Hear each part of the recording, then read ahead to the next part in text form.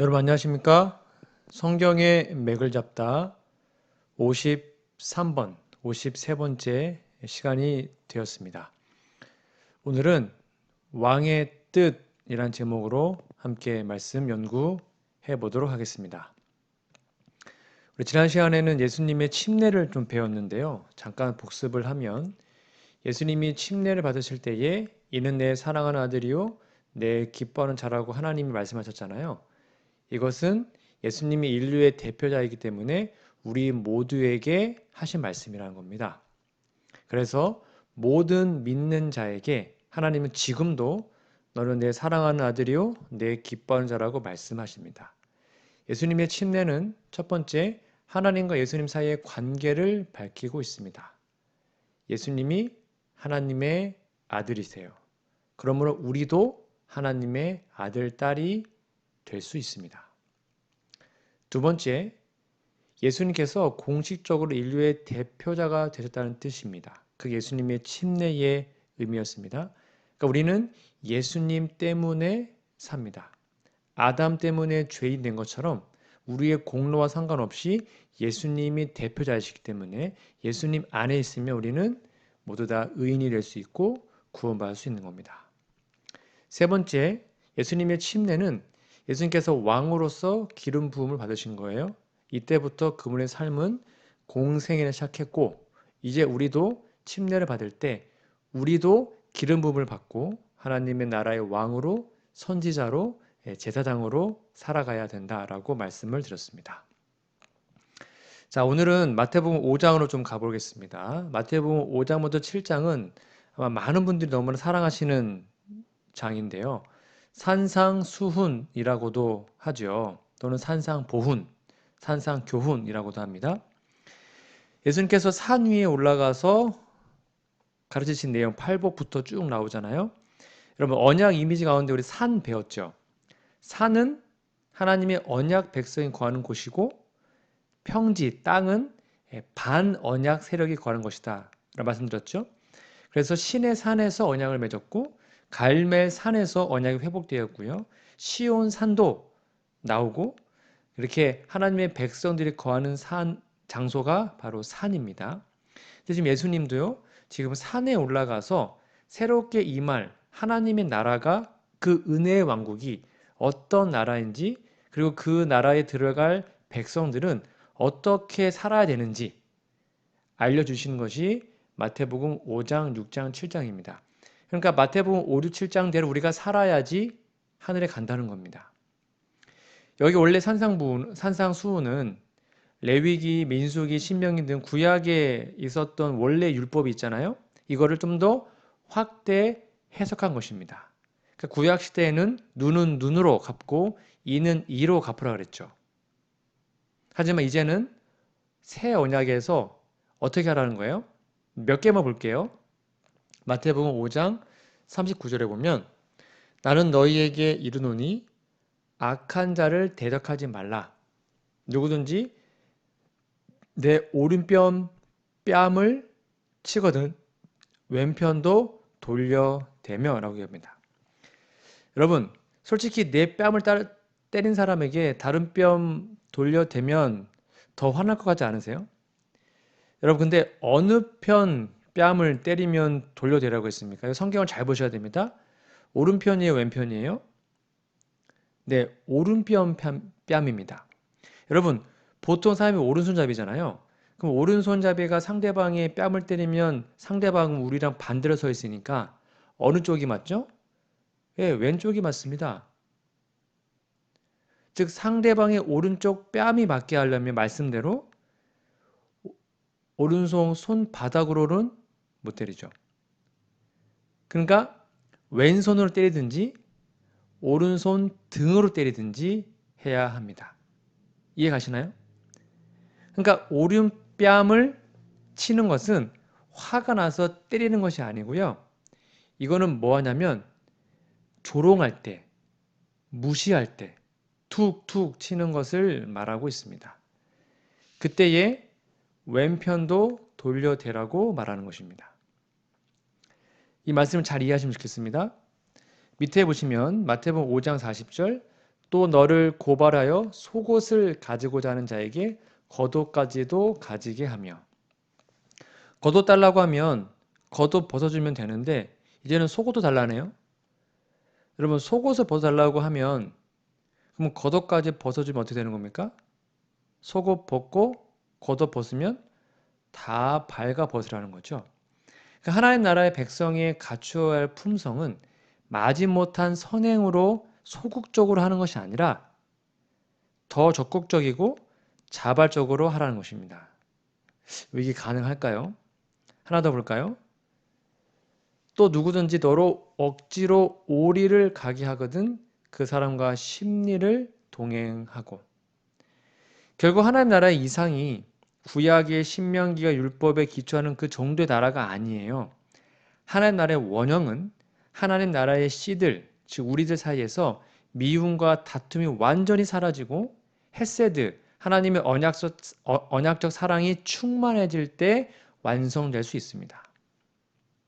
헤세드, 그 언약적 사랑이 한 사람 한 사람의 마음속에 솟아나서 당신이 나와, 내가 너와 그러한 언약적 사랑으로 충만할 때 하나님의 나라는 이 땅에 임하는 거예요. 밑에 보시면 마태복음 5장 44절 나는 너희에게 이르노니 너희 원수를 사랑하며. 이거 정말 엄청난 말씀들이에요. 너희를 박해하는 자를 위해서 뭐 하래요? 기도하래요. 이같이 한즉 하늘에 계신 너희 아버지의 아들이 되리니. 왜냐하면 예수님처럼 될 수 있다는 겁니다. 이렇게 하면. 이는 하나님이 그 해를 악인과 선인에게 비추시며 비를 의로운 자와 불의한 자에게 내려주심이라. 이것이 바로 하나님의 나라의 자녀의 자격입니다. 즉 아들됨은 곧 아버지처럼 되는 것입니다. 그래서 산상수훈의 핵심은 이겁니다. 좀 쉽게 정리하면 너희가 진정 하나님의 헤세드, 즉 언약적 사랑을 깨닫고 그분의 언약의 가치를 안다면 이제 너희도 너희의 이웃에 대하여 심지어 원수까지라도 헤세드, 그 언약적 사랑을 나누어 줄 언약주가 되라는 것입니다. 이런 배경을 이해하셔야 마태복음 5장 48절에 있는 말씀을 오해하지 않을 수 있습니다. 여러분 마태복음 5장 48절 읽으시면 되게 마음이 좀 부담되지 않으세요? 그러므로 하늘에 계신 너희 아버지의 온전하심 같이 너희도 온전하라. 이 말씀은 소위 완전주의자들이 좋아하는 문장이고 본문입니다. 하나님이 완전하신 분이잖아요. 우리도 완전해야 된다고 말하는 겁니다. 여러분 그런데 이 말씀이 정말로 어떤 의미가 있을까요? 여러분 우리가 정말로 아버지의 완전한 같이 완전할 수 있습니까? 이 말씀의 평행 구절이 누가복음 6장 36절입니다. 옆에다 써놓으세요. 짝꿍입니다. 마태복음 5장 48절에다가 누가복음 6장 36절을 적어놓으시기 바랍니다. 여기 보시면 너희 아버지의 자비로움 같이 너희도 자비로운 자가 되라. 여기 보니까 아버지의 온전하신 같이 온전한 게 뭐냐면 자비로운 사람이 되는 것입니다. 이 자비를 구약의 언약적 언어로 바꾸면 헤세드, 언약적 사랑을 말합니다.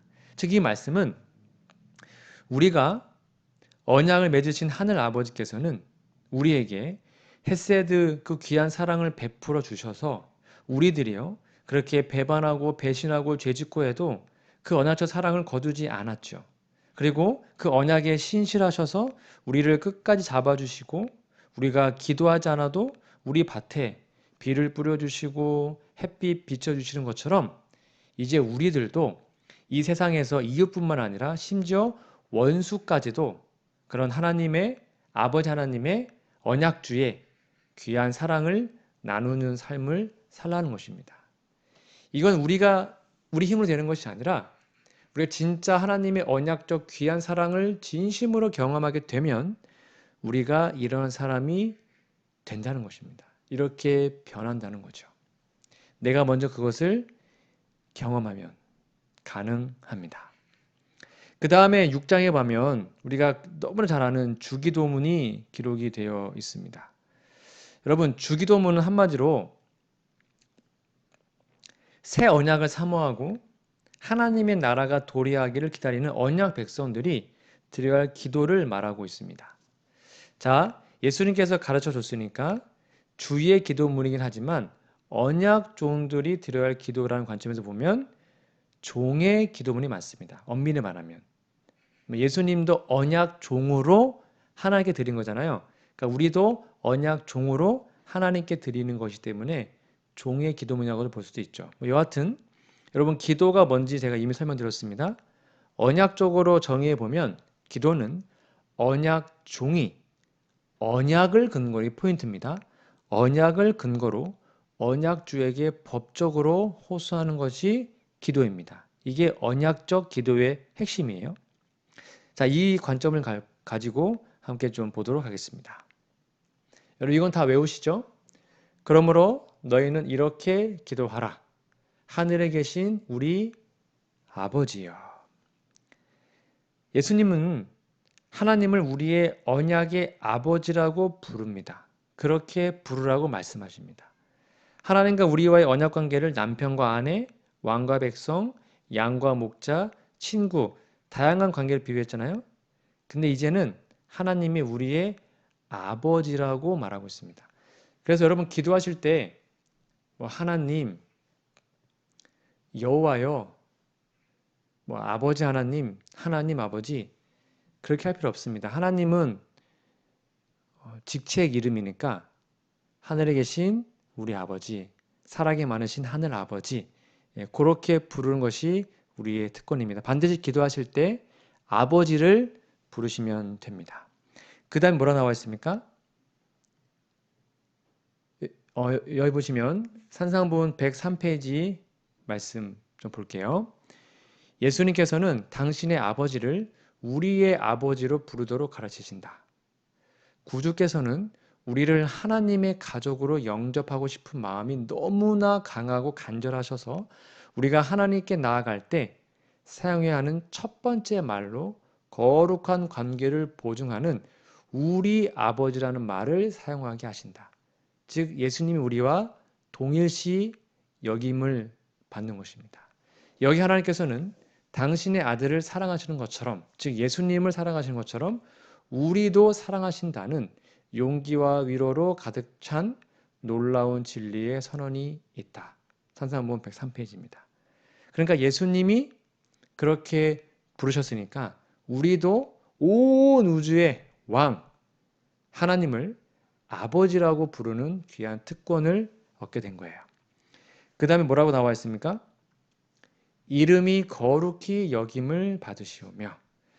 여러분, 하나님의 이름이 어떻게 거룩히 여김을 받습니까? 그러면 그 반대로 하나님의 이름이 더럽혀진 것을 보면 알 수 있겠죠. 에스겔 36장 20절부터 보면 그러나 이스라엘 족속이 들어간 그 여러 나라에서 더럽힌 내 거룩한 이름을 내가 아꼈노라. 그러므로 너는 이스라엘 족속에게 이르기를 주 여호와께서 이같이 말씀하시기를 이스라엘 족속아 내가 이렇게 행함은 너희를 위함이 아니요 너희가 들어간 그 여러 나라에서 더럽힌 나의 거룩한 이름을 위함이라. 여러 나라 가운데에서 더럽혀진 이름 곧 너희가 그들 가운데에서 더럽힌 나의 큰 이름을 내가 거룩하게 할지라. 내가 그들의 눈앞에서 너희로 말미암아 나의 거룩함을 나타내리니 내가 여호와인 줄을 여러 나라 사람이 알리라. 주 여호와의 말씀이니라. 한마디로 뭡니까? 언약 백성답게 살지 못할 때 하나님의 나라 이스라엘이 멸망했잖아요. 그때 하나님의 거룩한 이름이 더럽혀진 겁니다.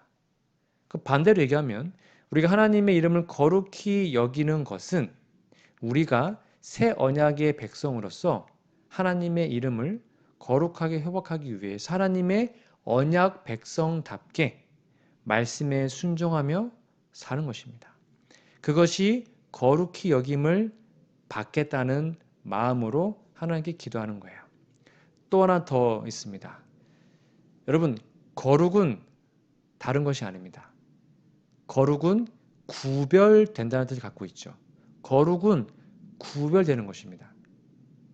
즉 세상에는 어떤 이름과 하나님의 이름은 구별된다는 것입니다. 그럼 그것이 무엇인가? 여러분, 소금 하면 떠오르는 게 뭐죠? 소금 하면 짜다. 설탕 하면 달다. 예수님 하면 구원. 이게 팍팍 떠올라야 됩니다. 왜요? 왜 우리가 소금이 짠 걸 알아요? 먹어봤으니까요. 설탕 단 거 어떻게 알았죠? 공부했나요? 아니요. 먹어봤으니까 단 걸 알아요. 즉 예수님의 이름은 구원이란 뜻입니다. 예수님 하면 구원이 떠올라야 돼요. 그러면 여러분, 소금이 국에 넣어야 국이 짜집니다. 국을 끓일 때 소금을 옆에다 두고 넣지 않으면 국이 짤 수가 없어요. 즉 소금은 집어넣어야 짜집니다. 그럼 예수님의 이름은 언제 우리에게 그 효력을 발휘할까요? 로마서 10장 13절에 보면 누구든지 주의 이름을 부르는 자는 구원을 얻으리라. 다른 이름이 아닙니다. 즉 하나님의 이름을 거룩히 한다는 것은 다른 이름을 부르는 것이 아니라 예수님, 하나님의 이름을 부르는 것이 곧 거룩히 여기는 것입니다. 여러분 생각해 보세요. 옆에 하나님이 계신데 하나님 이름을 부르면 하나님 우리 모든 걸 다 해결해 주시는데 그분을 찾지 않으면 그게 그분을 무시하는 거 아닙니까?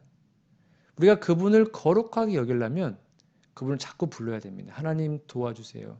예수님 저를 구원해 주세요. 아버지 저를 용서해 주세요. 이렇게 하나님의 이름을 부를 때 우리는 그의 이름을 거룩히 여기게 되는 것입니다. 여러분 하루에도 몇 번씩 예수님의 이름을 부르시고 구원을 경험하게 되시기를 간절히 바랍니다. 다시 주기도문으로 돌아올게요. 10절에 보면 나라가 임하옵시며 라고 기록하고 있습니다. 여기 뭐가 임한대요? 하나님의 나라가 임하기를 기도하는 겁니다. 당연하죠. 지금 그 나라, 하나님 나라 바라보고 기도하는 거 아닙니까? 그 다음 뒤에 뭐라 나와 있어요? 뜻이 중요합니다. 체크해 놓으세요. 뜻이 하늘에서 이루어진 것 같이 땅에서도 이루어지리이다. 여기 보면 뜻이 몇 번 이루어져요? 첫 번째는 하늘에서 이루어졌습니다. 그리고 땅에서 이루어집니다. 그러면 하늘에서 도대체 무슨 뜻이 이루어졌죠? 하늘에서 이루어진 뜻이 뭡니까? 하늘에서 이룬 뜻, 땅에서 이룬 뜻, 그것이 무엇인지 자세히 설명해 놓은 책이 바로 에베소서 1장, 요한복음 17장입니다. 옆에다가 써놓으세요. 짝꿍입니다. 그 뜻이 무엇인지 에베소서 1장과 요한복음 17장을 확인해 보시면 되겠습니다. 먼저 에베소서 1장을 좀 보겠습니다. 하늘에서 이루어진 뜻이 무엇인지 좀 살펴보겠습니다. 에베소서 1장 4절 곧 창세 전에 그리스도 안에서 우리를 택하사 우리로 사랑 안에서 그 앞에 거룩하고 흠이 없게 하시라고 그 기쁘신 여기 뜻이 나오네요. 뜻대로 우리를 예정하사 예수 그리스도로 말미암아 자기의 아들들이 되게 하셨으니 여기 여러분 창세 전에라는 단어만 들어도 여러분 창세전 언약 영원한 언약이 머릿속에 팍팍 떠올리셔야 됩니다. 기억 안 나신다고요? 자 그러면 창세전 언약을 제가 잠깐 설명드릴게요. 복습입니다. 시대소망 834페이지에 보면 절대 까먹으시면 안 됩니다. 땅의 기초가 놓이기 전 창세 전이죠. 아버지와 아들은 이미 합의하셔서 인류가 사단에게 정복당하게 될 경우에 인류를 구속하시기 위하여 언약을 세우셨습니다. 그게 창세전 언약입니다.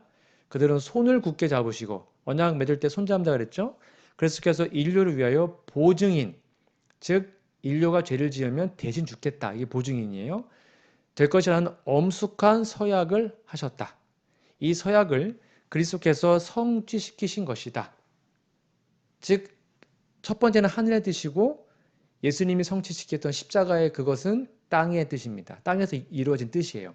십자가 위에서 다 이루었다고 부르짖으셨을 때에 그분은 아버지께 그 사실을 말씀드렸던 것이다. 언약은 완전히 이행되었다. 기억나세요? 이거 절대 까먹으시면 안 됩니다. 이게 창세전 언약입니다. 즉 성부와 성자 사이에 언약이 체결되었습니다. 이 언약을 맺은 사건을 풀어놓은 책이 에베소서입니다. 다시 에베소서 1장을 오시면 창세 전에 하나님께서 예수 그리스도와 언약을 맺었죠. 근데 보세요. 예수 그리스도 안에서 창세 전에 그리스도 안에서 우리를 택하셨습니다. 그러니까 우리도 이미 예수님 안에 있었네요. 그리고 하나님은 언약주가 됐고 아버지가 되셨고 그리스도는 언약 종으로서 아들이 됐습니다. 그때 우리도 예수님 안에 있었기 때문에 하나님의 아들로서 언약 안에 거하게 된 겁니다. 잘 기억하셔야 됩니다. 이렇게 성부와 성자께서 창세 전에 영원한 언약을 맺은 이 사건을 에베소서 1장 8절에서는 그 뜻의 비밀이라고 말을 합니다. 비밀. 그리고 창세전에 맺은 이 영원한 언약이 언제 어디서 누구에게 뭐 어떻게 되는 것인 그 계획을 경륜이라고 얘기합니다. 보세요. 에베소서 1장 7절 볼까요? 우리는 그리스도 안에서 그의 은혜의 풍성함을 따라 그의 피로 말미암아 구속, 속량, 곧 죄 사함을 받았느니라. 이는 그가 모든 지혜와 총명을 우리에게 넘치게 하사 그 뜻의 비밀, 여기서 뜻이 나오네요. 이 뜻의 비밀이 뭐라고요? 성부와 성자의 창세전 언약을 말합니다. 우리에게 알리신 것이고요. 그의 기뻐하심을 따라 그리스도 안에서 때가 찬 경륜. 경륜이 뭐라고요? 그 언약이 언제 어디서 누구에 의해서 예수님이 어떻게 와고 어떻게 돌아가시고 그게 구속의 경륜이잖아요.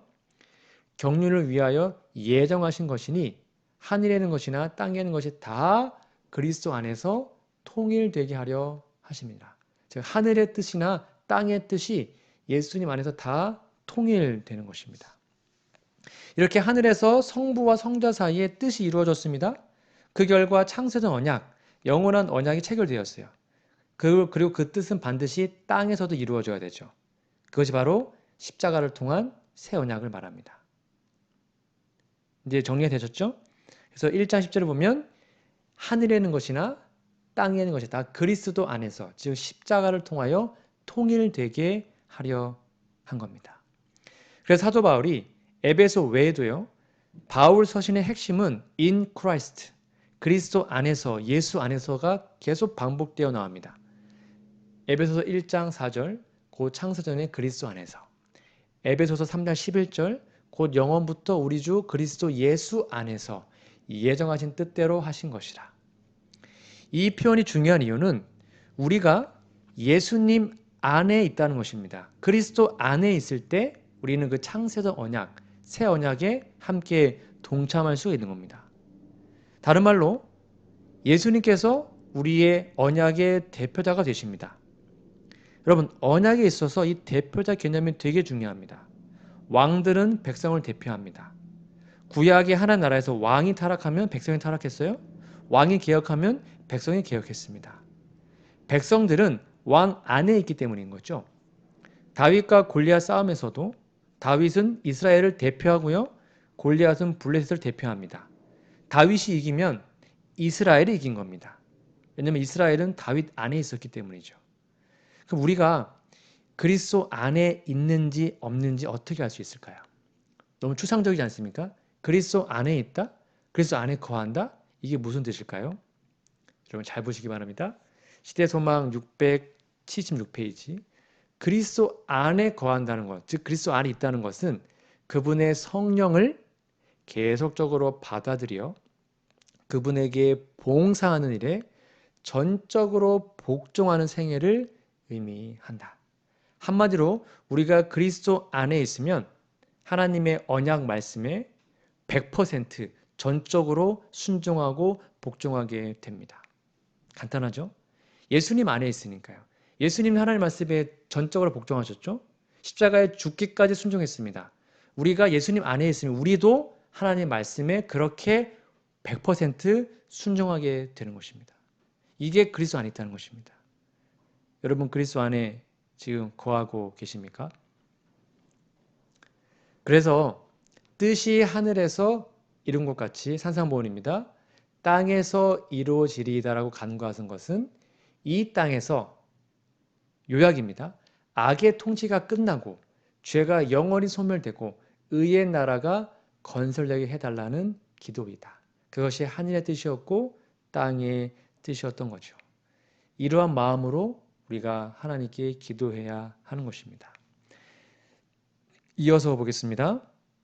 12절 우리가 우리에게 죄 지은 자를 사하여 준 것 같이 우리 죄를 사하여 주옵시고 여기 죄 지은 자라는 이 헬라어 단어를 직역하면 빚을 진 자를 탕감한 것 같다라는 뜻과 같습니다.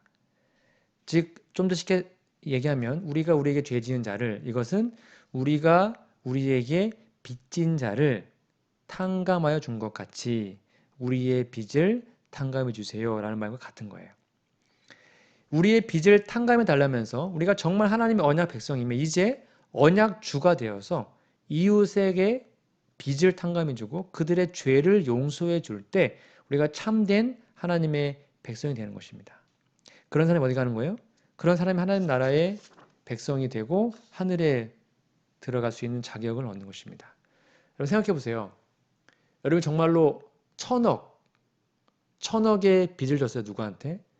근데 그 사람이 은혜롭게 1,000억을 그냥 다 탕감해 줬습니다. 여러분 얼마나 행복할까요? 그러면 누군가 여러분에게 1만 원을 빚을 졌는데 10,000원 그 10,000원을 못 갚아서 정말 힘들어하면 여러분 10,000원 탕감해 주는 거 쉬워요? 어려워요? 쉽잖아요. 여러분은 1,000억을 탕감 받았는데 고작 10,000원을 탕감해 주는 게 어렵다고요? 쉬운 거잖아요. 그게 그 말인 것입니다. 하나님은 우리를 영원한 죄에서 구원하기 위해서 우리의 모든 죄를 용서하셨습니다. 진심으로. 그러면 우리가 다른 사람 우리에게 죄를 지었을 때에 너무너무 쉽게 용서할 수 있는 것입니다. 우리가 진짜 용서를 경험하게 되면. 산상보험 113페이지입니다. 예수께서는 우리가 다른 사람들을 용서해 줄 때만 하나님께 용서를 받을 수 있다고 가르치신다. 그들이 우리에게 아무리 심한 상처를 줄지라도 불만을 품거나 상처를 받은 자신을 동정하지 말며 우리가 하나님께 범죄한 것을 용서받으려 하는 것처럼 우리에게 잘못한 모든 사람을 용서해 주어야 한다. 우리가 그들을 용서하지 않으면 우리에게 10,000원 빌려간 사람을 용서하지 않으면 결국 1,000억 용서받은 그것이 무효가 될 수도 있습니다. 우리가 다른 사람을 진심으로 용서하지 않으면 하나님 우리의 죄를 용서할 수 없습니다. 그렇게 예수 그리스도를 통한 용서의 체험, 우리가 진짜 예수님의 용서를 체험하면 우리는 다른 사람을 용서할 수 있게 됩니다. 언약의 핵심은 용서이기 때문입니다. 마지막 이렇게 끝나죠. 우리를 시험에 들게 하지 마옵시고 다만 악에서 구하옵소서. 나라와 권세와 영광이 아버지께 영원히 있사옵나이다. 아멘. 이렇게 주기도문이 마치게 됩니다. 여러분 주기도문 좀 가끔 외우시나요? 어떠세요? 여러분 아마 한 번쯤은 들어봤을 텐데 우루과이의 한 성당에 이 주기도문을 갖고 온전한 마음으로 하지 않는 사람에 대한 경고의 어떤 글이 성당 벽에 적혀 있다고 합니다.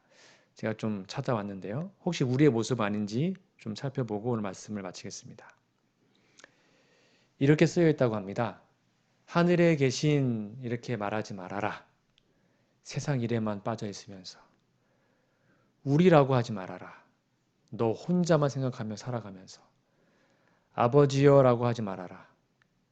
아들, 딸로서 살지 않으면서. 이름이 거룩히 여김을 받으시오며라고 하지 말아라. 자기 이름을 빛내기 위해서 안간힘을 쓰면서. 나라 임하옵시며 하지 말아라.